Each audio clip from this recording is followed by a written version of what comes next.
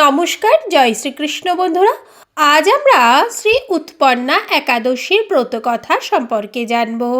উৎপন্না একাদশী ব্রতকথা বা মাহাত্ম্য কথা। উৎপন্না একাদশী ব্রতকথা ভবিষ্যত্তর পুরাণে বর্ণিত রয়েছে। অর্জুনের প্রশ্নের উত্তরে যদুপতি বললেন, অঘ্রাণ মাসের কৃষ্ণপক্ষের একাদশীর নাম হল উৎপন্না একাদশী। এই উৎপন্না একাদশীর দিনই একাদশী দেবীর জন্ম হয়েছিল। মহাবলশালী মূর নামক এক দৈত্য দেবতাগণকে স্বর্গ হতে বিতাড়িত করলে দেবতাগণ বৈকুণ্ঠে গমন করে শ্রীহরির বহু স্তব স্তুতি করলেন। হে প্রভু জগন্নাথ, তুমি সবার হিতকারী, তুমি জগতের সৃষ্টি স্থিতি লয় কর্তা, চতুর্দশ ভুবনের যজ্ঞেশ্বর। তোমার মহিমা সর্বত্র প্রচারিত। মূর নামক দৈত্যের দ্বারা আমরা স্বর্গভ্রষ্ট হয়ে আপনার শরণাগত হয়েছি।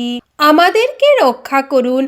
আপনি শরণ্য, বরেণ্য ও বিপদের পরিত্রাতা।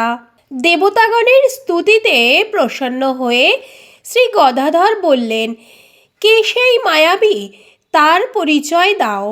তখন দেবরাজ ইন্দ্র বললেন, রাজধানী চন্দ্রাবতীপুরের বলশালী দৈত্য মূর যুদ্ধে আমাদেরকে পরাজিত করে স্বর্গ থেকে বিতাড়িত করে স্বর্গের সিংহাসনে বসেছে।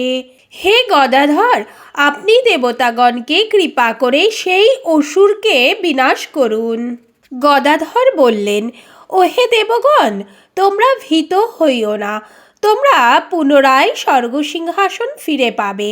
আমি তাকে বিনাশ করব।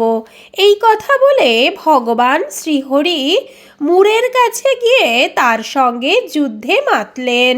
বহুদিন ধরে অস্ত্রশস্ত্রের দ্বারা যুদ্ধ করেও তাকে নিধন করা তো দূরের কথা, সামান্য হীনবলও করতে পারলেন না। তারপর মল্লযুদ্ধ আরম্ভ করলেন। বহু বৎসর কেটে গেল, তথাপি তাকে পরাস্ত করতে পারলেন না।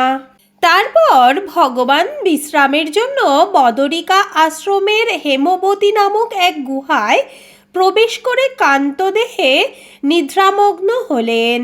এদিকে মূরাসুর শ্রীহরিকে খোঁজ করতে করতে সেই গুহায় প্রবেশ করে নিদ্রিত গদাধরকে বিনাশ করবার জন্য উদ্যত হলে সহসা শ্রীহরির দেহ থেকে এক দেবী আবির্ভূতা হলেন।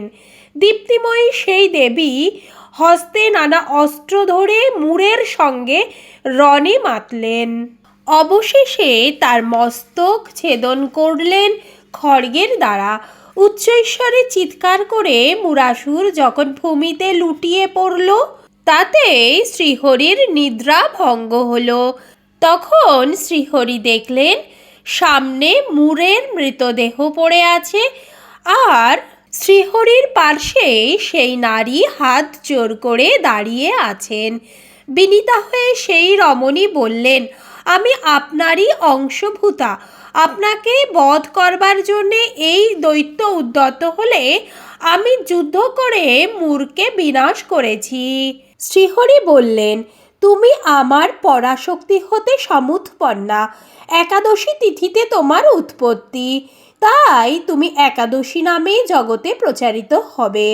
প্রতি মাসে 2 একাদশীতে যারা উপবাস করে ব্রত করবে তাদের সকল পাপ বিনষ্ট হয়ে অক্ষয় সুখ লাভ হবে। হে অর্জুন, এই তিথিতে যারা উপবাস ব্রত ও রাত্রি জাগরণ করবে তাদেরকে আমি পরাগতি দান করি।